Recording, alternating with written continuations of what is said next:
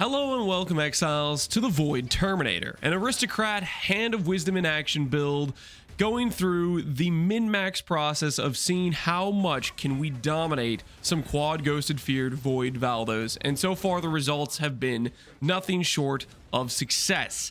I am quite pleased and probably going to Void due to overconfidence any minute now.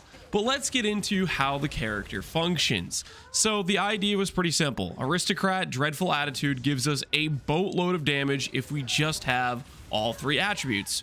We then combine that with things like Mage Bane for suppress cap. We also use the attack speed per dexterity from the HoWA claw itself and the Esh mod you can get on a chest to give us well over 100% attack speed from just those sources alone, which helps a lot on a character like this where you're just trying to push as much attributes as you can and you don't have a lot of extra passives to put into things like attack speed.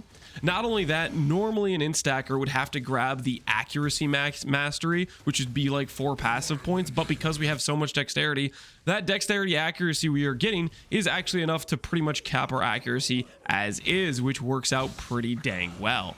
We're also working towards the idea of using potentially Shaper's Touch if you want on a budget end. It gives a similar amount of energy shield to a perfect 30 quality Warlock gloves. As you can see, if I swap these things on and off, it's only slightly less than a 30 quality one-off perfect divine with a pair of gloves that has an abyssal socket with ES, and it has T1 int on it, and it's only a little bit less ES. And the thing this does is it allows for armor scaling. One thing I want to talk about this character is, you know, as you can see, there's another 20,000 armor.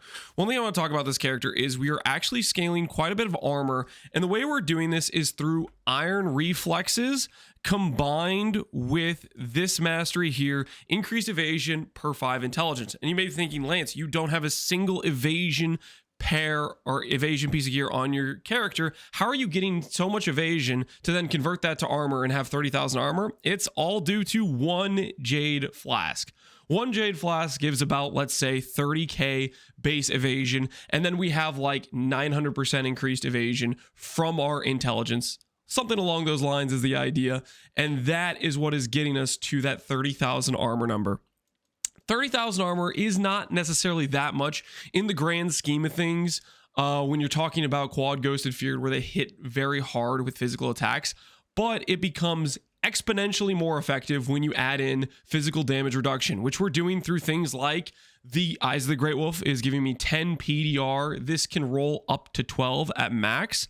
We're also getting PDR through things like the Pantheon to Kohama, 3 PDR every second you've been stationary, up to 9. We also get PDR from Lunaris, which gives up to 8 PDR if there's nearby enemies. If we're fighting the feared, that usually is always maximum because things like Elder spawns adds, and a lot of the Torment mods spawn extra adds, so you usually have 8 PDR from that. And then we have Endurance Charge on block, which gives us up to our maximum of 3 Endurance Charges, which is relatively consistent.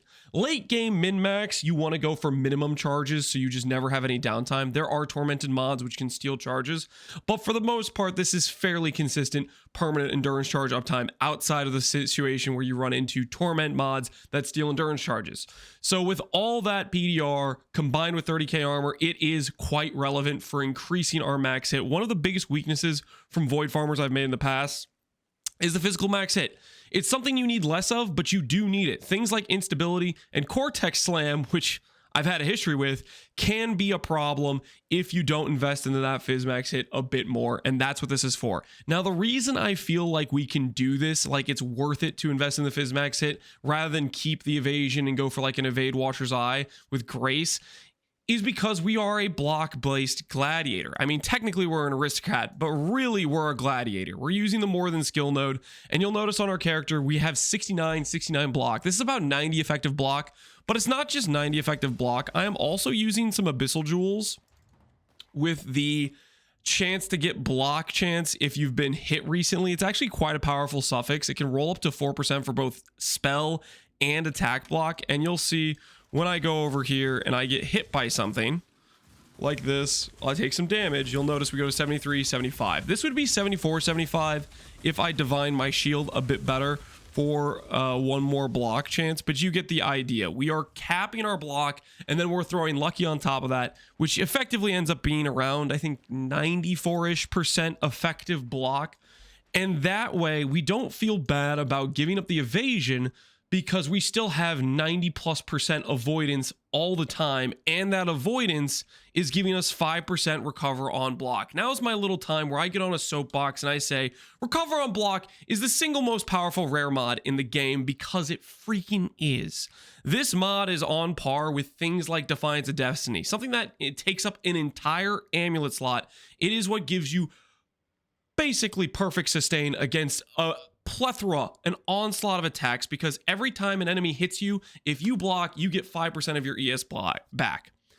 For my character, if I have 90% plus effective block, 9 out of 10 hits are going to heal me for 5%. So if their hits aren't consistently hitting me for like half my HP pool, they're never going to kill me, right? Because we're getting, 9 out of 10 hits are healing us for 45% of our HP. They're going to have to hit us very hard to out damage that healing. And for the most part, very few things in the game come even close to hitting that amount of ES on us because our character has a lot of DR, which I'm going to get into. So I went over the Fizz DR. I went over the fact we have a lot of block, but it's not just that. We're stacking as many mitigation layers as we possibly can. We have suppression through Magebane, so that's 40 DR to spells, but we also have this mod on our chest piece, which says less damage per int.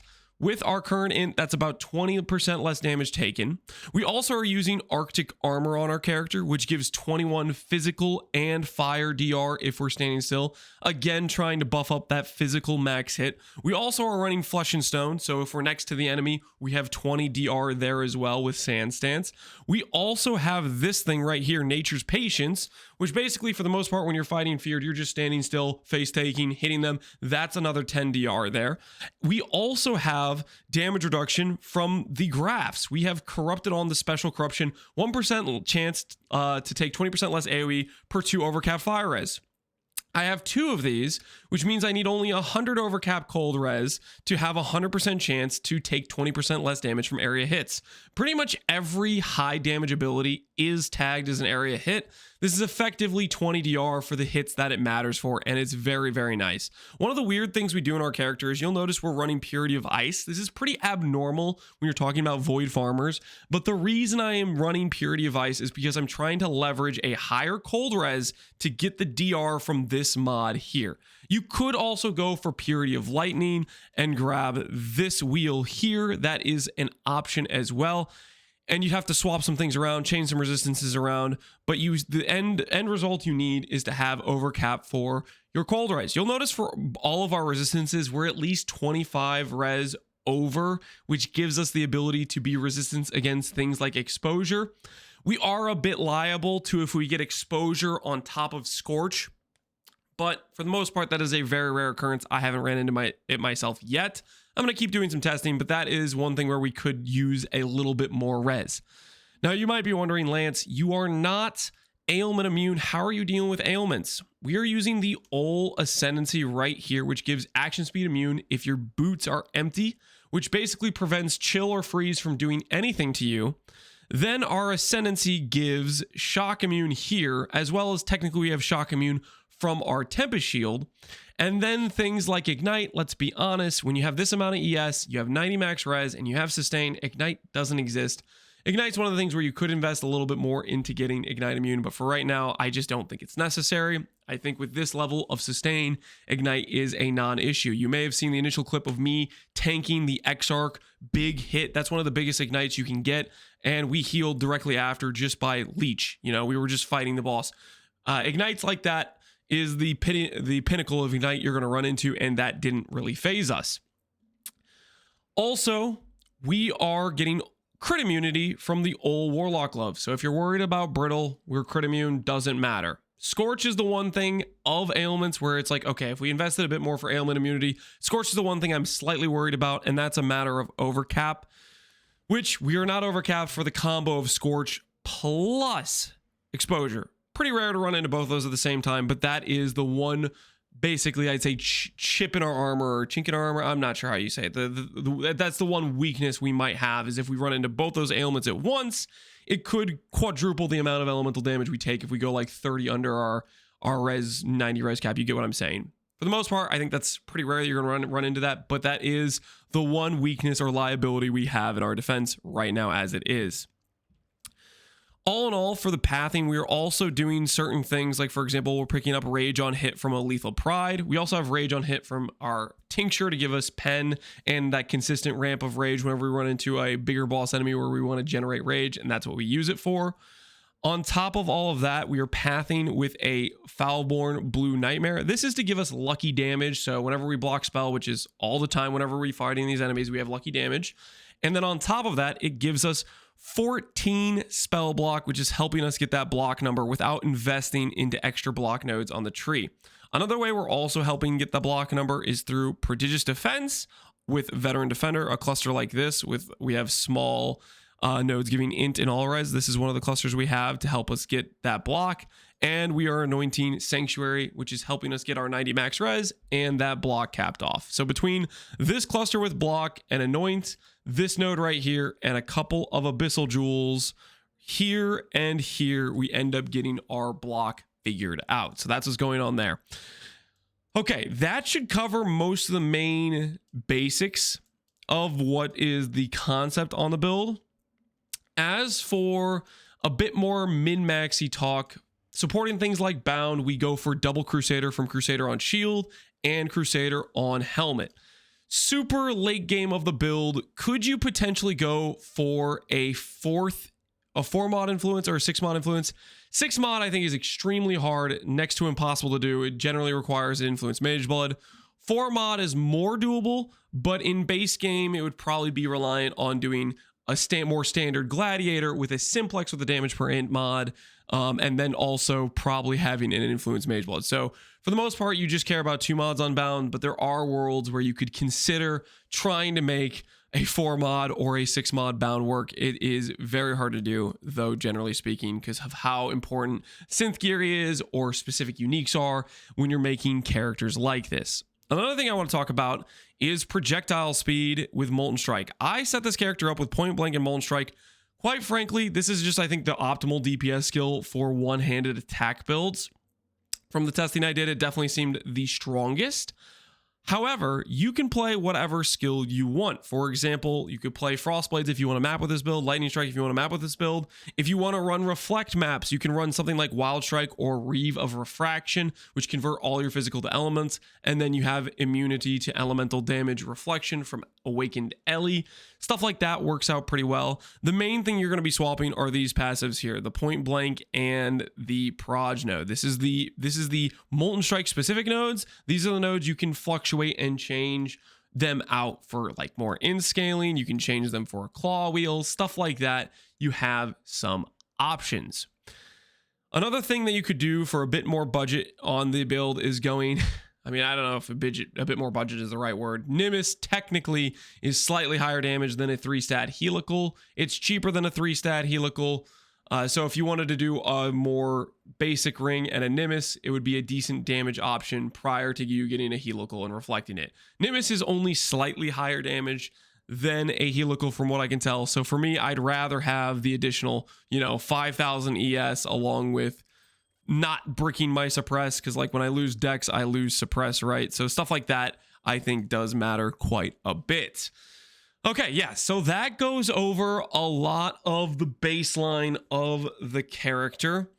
Now just talking a bit more about some of the min-maxy things we did. We went for Warp Tattoo. This is specifically to make the debuffs from Cirrus laser beams, which is to make you take increased damage, make those fall off faster, as well as make the debuffs from one of the Torment mods. Embezzler, I think, can make you brick your recovery.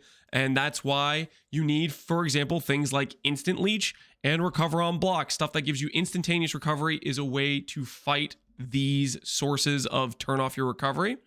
So yeah, those are things we've done in the build. All right. I think that covers most everything about the character. Yeah, I think it does. All in all, this character so far has done very well for void maps. I'm gonna do an entire stream where we're doing void maps, probably upping the ante until we either die or succeed and get a little bit bored, and then we might do our next build is the plan. This character is something you can do in a normal league. In a normal league, I'd recommend doing this as Gladiator, and the main changes you would do is you would change out your tri-stack scaling for either duo stack, where you go a dex int plus all attribute ring, and then you go for HoWA still, or you swap to ephemeral edge, you main focus int, and you go for obviously an int stacking simplex rather than an Eyes of Grey Wolf. Stuff like that is the things you would change if you're trying to swap this to a base league. I think Aristocrat will definitely be ultimately stronger than a Gladiator because of how strong Dreadful Attitude and 40% int is. However, going to Gladiator-based league is no freaking joke for Void farmers. There's a reason it's one of the most popular Void farming ascendancies, and I'll probably do a Glad next league to maybe showcase that, which would be a slightly different pathing and a slightly different tree than what we have here, most likely. So yeah, anyways, that is a look at the Void Terminator. Hopefully you guys enjoyed. This character was, 10 days of farming and putting stuff together. We might do a little bit more min-maxing. We'll do a whole bunch of void maps today on stream. And then, yeah, we'll probably move on to the next build, either having voided or having done it all in void maps and not found a map that couldn't be beaten. Anyways, as always, thanks for watching, Exiles. Take care and peace out. Have a good one.